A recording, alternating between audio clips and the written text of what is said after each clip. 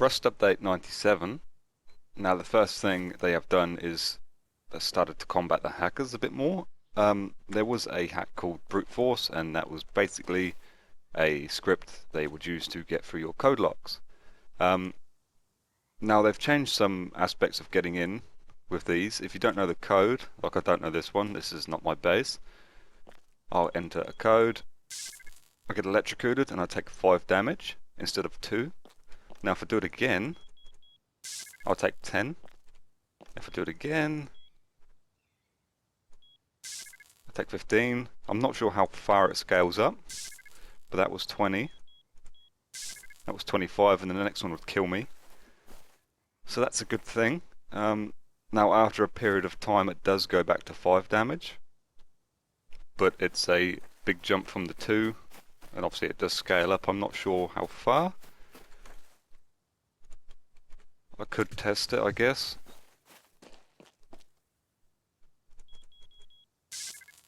Okay, so it has gone back down to 5, 10, 15, and 20. Okay, now I want to talk about the changes they have made to the high external walls and gates.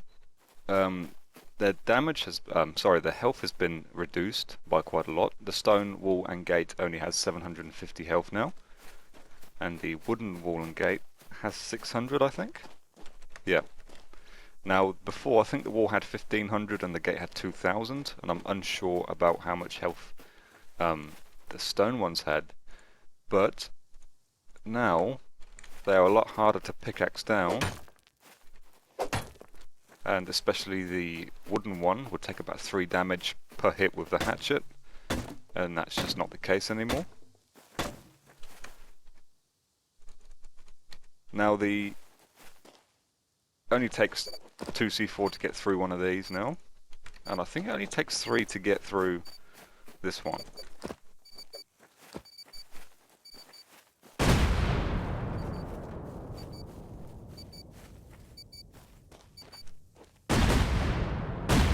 Yeah.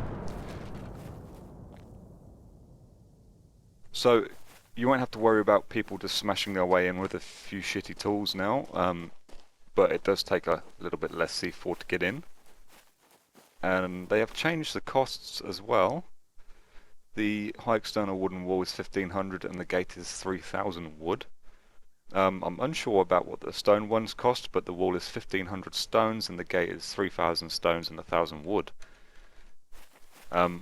As always, I'll put a full link to the dev blog in the description so you can go and check out the full changes there. They have made a change to the metal face mask this week, and now it does 20% less protection. That was because some of you may have witnessed this, shooting people in the head multiple times and they just don't die.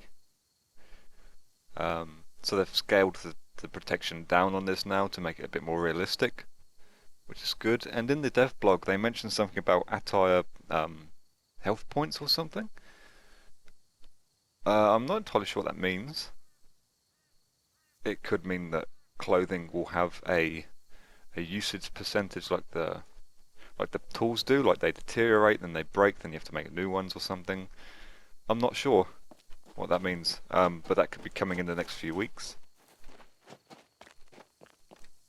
Okay, well that's it for this week really. A few little things. The dungeon art has been updated. They've filled in some wall textures, building textures, gravel textures and stuff. Go check it out. I can't find a monument on this seed. It is the Happiest Island map, and I'm unsure if they have the water tower and the military tunnels in them. So I can't find one, so I can't show you, sorry. Traps.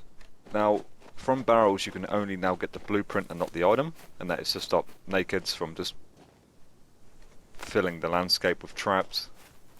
So that's a good change. And head on over to the dev blog and you can see some cool structures they're working on. There's some structures drawn up used with tires, like barricades and little walls and stuff, and the deployable target, which would just be used for target practice.